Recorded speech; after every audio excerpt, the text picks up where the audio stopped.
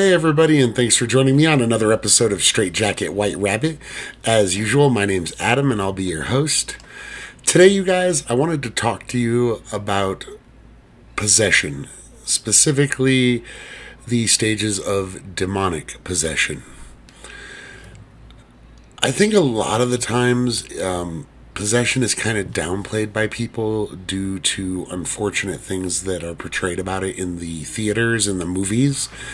And what people don't tend to realize is these 15-minute scenes you see in horror movies are not how possession works, you guys.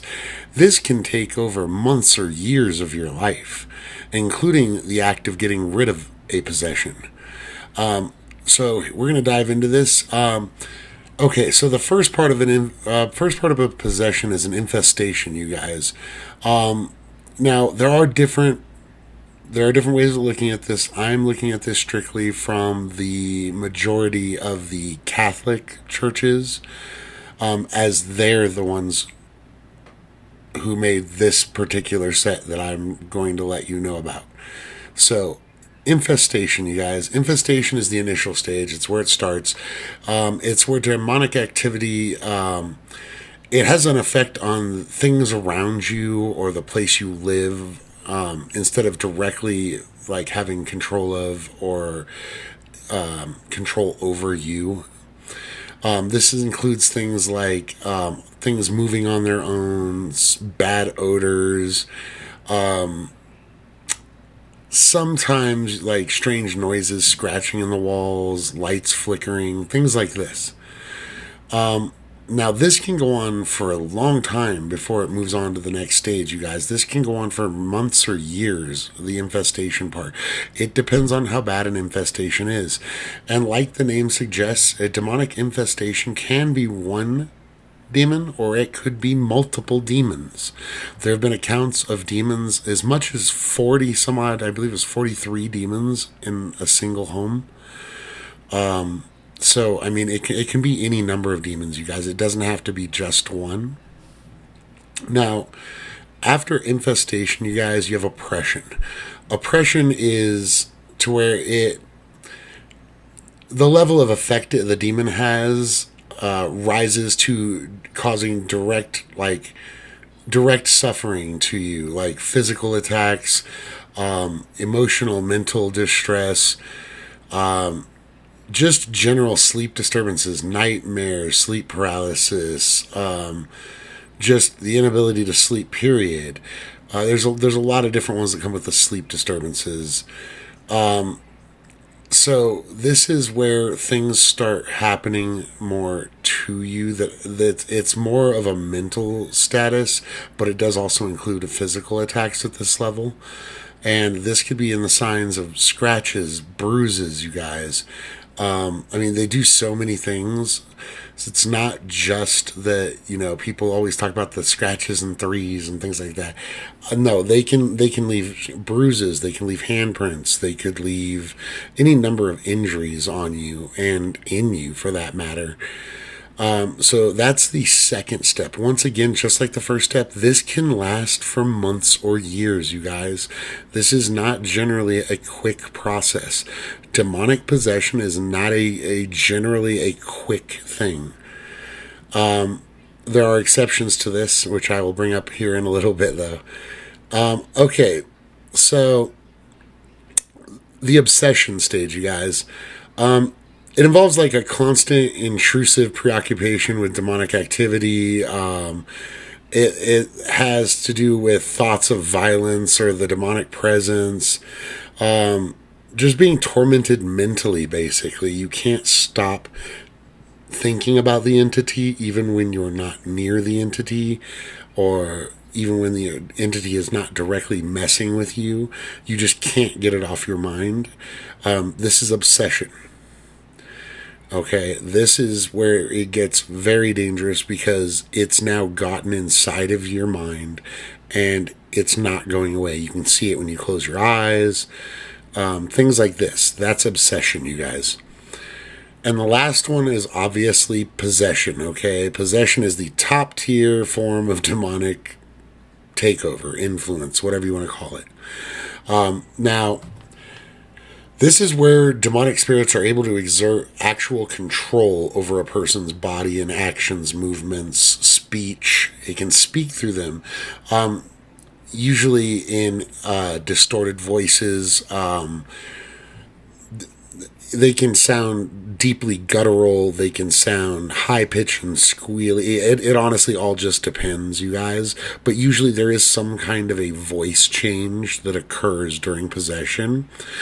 They also tend to speak in tongues on occasion, speak Latin, which is, a big part of why people believe some of these things. There's videotape, you guys, of a 16-year-old girl who's possessed speaking almost perfect Latin to the priest, to egg on the priest that's performing the exorcism.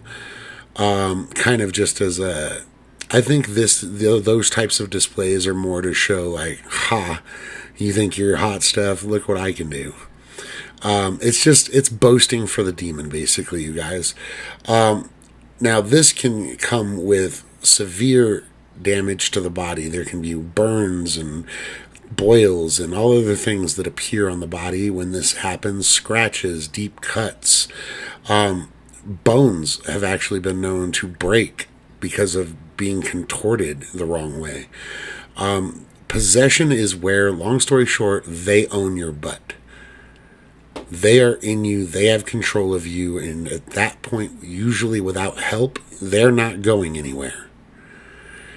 Now, here's what I mean about the movies giving possessions a bad rap as far as making them not a big deal anymore, you guys.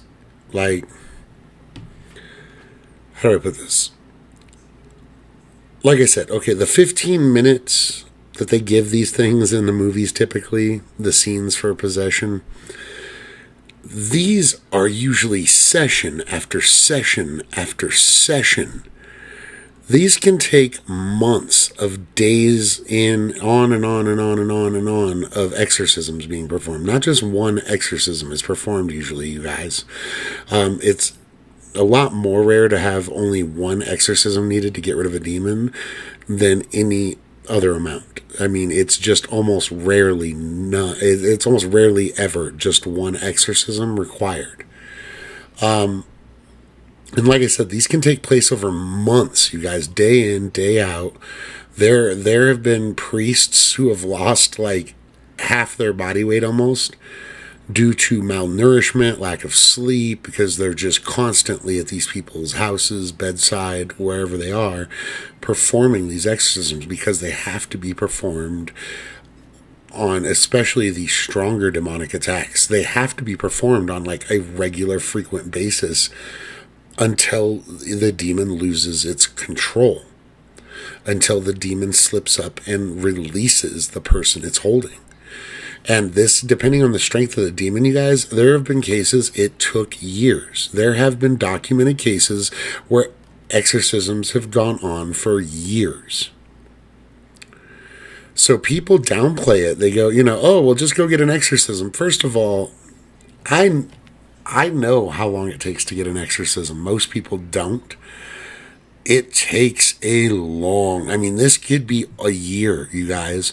Can you imagine dealing with this type of stuff, this attack, knowing the only way you're going to get rid of it if you're the uneducated masses? I'm not saying there's only one way to get rid of it, but most people think exorcism, priest to get rid of demons. That's what they think. But can you imagine going to your local church and them telling you, yeah, there's got to be, we'll have a priest come out, then we'll recommend it yes or no to higher up in the church, and then they'll do an independent investigation where they'll require you to capture proof and all this other stuff that these things are going on. Then they'll send out another priest to confirm the findings that you've sent them. And then after you've cleared all these hurdles, they can still either accept you and give you a time frame of when the priest will be there to perform the exorcism. They can reject you, which means you're just not getting help. There's it's a very long process, and it is expedited in some cases by church members who have higher up contacts, say within the church or the Vatican.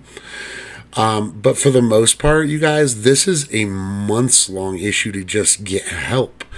And most other people don't know about other ways to fight off demon attacks. It just depending on where you are in the world, there's dozens of other ways, you guys. There are beliefs using crystals. There's beliefs using natural herbs and roots and things like Palo Santo and purity items like salt. And there is a lot of lore, depending on what part of the world you're from, you guys, to get rid of demons. But let's be honest, most people don't research this. And because of pop culture and Hollywood and all this stuff, once again, they're kind of doing more damage than they're doing good, because people are not understanding that there is more than one way to fight these things. And that's kind of a disservice, because you're backlogging the Catholic Church. And I mean, I'm not saying that as a negative thing, and I understand the Catholic Church is trying to help when they are doing these exorcisms. But you can look it up, there's a lack of enough priests who are trained in exorcisms.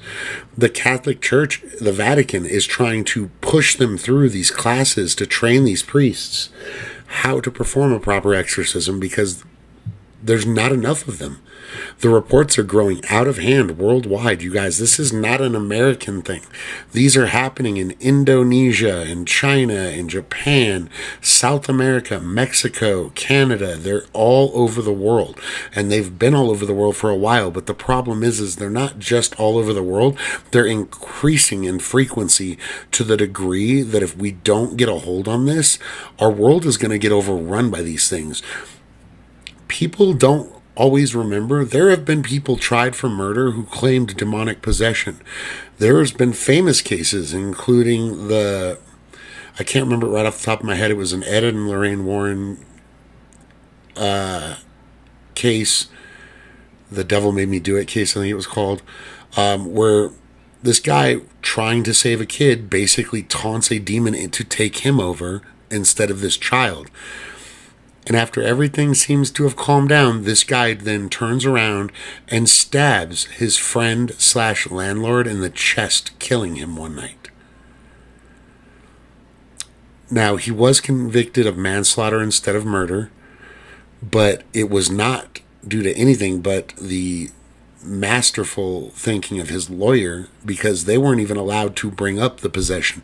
They have tapes of all of this stuff going down. The child that he was trying to save that was possessed, they have tapes of this child sounding and looking possessed, and the judge wouldn't accept it in the courtroom because they couldn't prove that the demon was in this man. Now, I'm not saying whether someone should be found guilty or innocent if they're possessed. Okay, that's above my pay grade. But what I am telling you guys is things happen with possessed people. This is a fact. There are people in our world who are possessed who you would not know are possessed unless you were either some kind of a sensitive, psychic, or medium that were able to tell this things. But there are everyday people, they look perfectly normal. Okay, demons don't do anything crazy when they're humans. It's not like in freaking a lot of Hollywood movies, okay? They walk around fully dressed, they look like normal people, but they have very, very bad intentions. They sow chaos, they do horrible things. And this is what our world is coming to. I've said it once, I'll say it again, you guys. The veil is thinning between worlds. And I don't care what religious scripture you read, all of them talk about, this influx of the dead, the spirits of the dead rising, all kinds of things of this nature. And that is because this happens and has happened more than once to our planet, you guys. The veil gets pierced, the veil gets damaged, and in some people's beliefs, the veil actually just breaks down.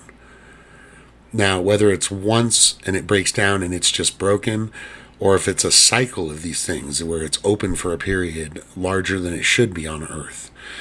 But for those of you who don't know a lot about what I say when I say the veil, think of it like bubble universes around each other. Okay, you've got heaven, you've got you've got heaven, you've got hell, you've got the veil, you've got all these other little bubble universes all around you, and occasionally bad things happen, and where the veil is becomes thin, and it lets things in, and lets things that aren't supposed to be here. I believe this about all of these universes around us. We'll call them universes. Now, possession, you guys, is no joke. Please do not take this lightly, especially if you're a paranormal investigator, you guys. I've seen way too many cocky people walk into a house that's claimed to be influenced by demonic activity, and people get screwed in the head really quick or messed up in the body really quick. These things can lay hands on you, okay? This is not a typical ghost that can lay hands on you. Demons are infinitely more powerful. They are infinitely more knowledgeable about their environment. You think an irritated spirit of a person can throw things and move things? Demons can do it on the nth degree, okay? They're just that strong. And the higher level the demon, the more danger that you're in, because these things get very strong to where they can throw furniture. And I don't mean a chair, I mean like a bookshelf. So you guys, you have to be really careful about this stuff. And this brings me to the one exception to the rule. There's actually more than one, but the main exception to the rule about these taking for a long time, the process of possession taking, months or years, and that is submission. Okay? Submission is when somebody gives themselves to a demon, or gives a demon permission to inhabit them, or to attach itself to them. This is the mother of all bad ideas, first of all, because when you give a demon permission, all the other steps are skipped, okay? There is no oppression, there is no, you go straight to it owns you. It goes straight to possession. It can take control right then, top tier level, pissed off. Now, these are thankfully, these are a lot less likely, but they still happen, guys. People give themselves to these things. They do it of their own free will and volition. They say, so-and-so, yes, I give you permission to come in me. And it does. And this type of demonic activity usually picks up with a bang very quickly, either in murders. I believe a lot of things like murder-suicides, you guys, are this. I believe a lot more than we give credit to of murder-suicides, that's one of my firm beliefs, are chaos demons. They take over someone's body. They cause them to do an unforgivable act. And then they kill themselves, the host, not the demon, but the host. And this is to get as many people to hell as it can, and cause as much suffering and despair and distress and, like I said, chaos as it can. There's all kinds of demons, you guys. I mean, in folklore all around the world, going to different countries, there's demons that are specific to different elements. There's the demon of the wind. There's the demon of fire. There's the demons of water and earth. There's literally a demon for everything that you can think of. There's trickster demons. There is just straight up demonic servants of Lucifer. There is a lot of different variations of demons or bad spirits. They don't all have to do with Christianity, you guys. And I'm not saying that Christians don't have demons and stuff like that. That's not what I'm saying. But this has been you have to understand, these entities have been around longer than the Christian religion has been around. These things have been around since as earliest man. There are texts and they're not Babylonian. There are Sumerian texts that speak of demons. Okay, evil spirit entities, whatever you want to call them. And because of that, like I said, these pop culture versions of how to get rid of a demon are all pretty much based on Catholics or Christians. But there are people who have gotten rid of these entities who had no affiliation with that religion, and they've done it using different means. This is why me and the people I used to investigate with firmly believed that it's about self-knowledge and control. It's about control of your emotions. It's about control of your mental well-being. It is about being firm in you will not allow anything to control you or influence you. You have no rights. You have no permissions over me. And these types of mantras, I'll call them, are effective. Even demonologists will tell you, you don't have to invoke the Lord's name to get a demon to start to back off. All you have to do is be strong in your core. All you have to do is be solid in your beliefs that this thing has no power over you. This entity has no control over you, nor will you ever give it any control or power over you. And this seems to be enough to start fighting off these evil entities. In some cases, even enough to break free of these entities. But like I said, there are numerous ways, man. There are some traditions that say bathing yourself in certain muds and letting it dry on your skin can draw out the possessed spirit. There are, like I said, versions using salts, using water, using sunlight. There are different methods depending on where you are in the world. So I very much so, if you're going to be a paranormal investigator, I urge anyone in the paranormal field to look into these things so that you know that you have more options should the need ever arise to use them. I've been lucky. I've come across a few negative entities in my time, you guys. I've come across a couple that were fairly nasty things to deal with. But I've been lucky as far as the fact that none of them have ever permanently attached themselves or followed me for any real length of time. A few days here and there. I think once it was like a week. But there are ways to, I'll say, back spirits off from following you home. I just was unaware of them at the time when these attachments happened with spirits. These were not demonic attachments, though. Now, demonic possessions, you guys, like I said, in Hollywood, all fun, 15-minute thrill ride, and they try to make it super intense for you. I get it. But it's a disservice, and it's not the reality. And when people understand what the reality is, I think they're a lot less likely to try to purposefully mess with these entities if they don't know what they're doing. So that's kind of just my take on it. Like I said, I think it's more of a disservice because you're putting people at risk who think, oh, well, if a possession happens, I can just go to my local Catholic church and they'll throw a fix on it. You're going to be in a sad condition in a few months when you realize help's either not coming or it's going to take a long time. You guys, if you're going to do the paranormal field, look up different things you can do. If you still wanted to do things that are okayed or approved by your specific religion, look into it. There's a lot of things you can still do without the church having to actually send people to you. For Catholics and Christians, I know some of the St. Michael's prayers work really well, you guys. It tends to back off darker entities.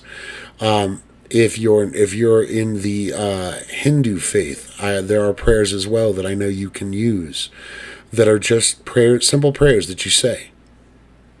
Other things you can do is, like I said, fight back verbally. Tell the demon. Without prayer, if you're not a prayer type of person, stand your ground. Be firm. And like I said, be solid and tell the entity that's trying to control you or trying to follow you, no, you don't have any rights to be in, near, or talk to, or deal with me in any way, shape, or form. You have no power here. I'm laughing at you. You know, you tell them no. You very strongly assert that they have no power over you. I've seen this. I've seen dark entities back off. Now, can I say they were demons? No. But I've seen dark entities back off when people get assertive. I'm not afraid of you, and they start yelling at these demons, or if they're not demons, they could be malevolent spirits. But I've seen dark spirits back off when the humans get aggressive. When we get aggressive and say, no, you have no power here. Back off. They listen. So you do have a modicum of say-so. But don't wait until it's too late either, you guys. There are documented cases where people commit suicide and things like this every year over being oppressed. They are oppressed, which causes a deep state of depression and sadness and torment. And some people just can't take it, and they choose to opt out. So, you know, before that happens, seek help. If you can't handle it yourself and it's getting to be too much, if you think that you might be oppressed, you know, go talk to somebody. Talk to someone at a church. Read into it. See if there's something you can do about it. See if there's something you can do to fight it. But I just wanted to kind of get on a rant on this. Like I said, I think movies kind of give it an easy rap because they're in, they're out, they do their thing, you know what I mean? Like, the whole thing, possession, all the way to exorcism in movies, they usually give, like, at most 45 minutes to an hour. At minimum, I've seen certain movies give it 15 minutes. And that's just... It's a very large disservice, but I understand why Hollywood does it. They don't want to keep showing them come back day after day after day after day. You know, the crowd would get bored after a while. But this is the fact. Some of these priests have to come back and do daily blessings and daily exorcism rites. And they just have to continually do it until they break the grip that these evil entities have on these people. Like I said, though, submission is another thing. You give a demon permission to come into you, to take control of you, you are immediately playing with fire, because if there happens to be one around that wants to do so, it will immediately take you up on that offer. So that is not something I ever recommend anyone for any reason doing. I also believe that, you know, if you think you have a possessed item, I just want to mention this. Exorcisms are not just for people, you guys. Items get exorcismed all the time. There are items that are possessed by dark entities, you guys. And I'm not just talking about Annabelle and the dolls. There are many, many, many, many types of cursed, whatever you want to call them, objects that are haunted, cursed, or whatever. If you have one of these things in your house, or you think you have one of these things in your house, you may want to remove it. But yeah, and here's one last thought here. I just want to kind of drop off at the end. I've noticed a disturbing amount of, I want to say evidence, but I'm not sure I can call it that. I've noticed a disturbing trend, we'll say. A lot of people who have these demonic activities in their home also tend to have cremated remains in their home. I don't know that has anything to do with it. I know people who have cremated remains in their home who are perfectly fine. But maybe the people who have the cremated remains in their home had someone's remains who had an attachment. Just because your spirit is no longer in your body, the remains, the demons can still be attached to things like locks of hair, ashes, stuff like this. That stuff can still cause extreme paranormal activity. Ghosts as well, not just demons, you guys. Ghosts can be severely locked into any kind of physical remains. Hair, fingernail clippings, I mean, any kind of remains. This includes ashes, you guys. So, just, you know, for food for thought, if you happen to bring home someone's ashes, a family member, loved one, friend, and you start having weird things happen in your house, you could have just brought a spirit inside with you. So be careful what you do. And if you're on a paranormal investigation, be safe if you think you're dealing with demonic activity, because it's not a 15-minute fix.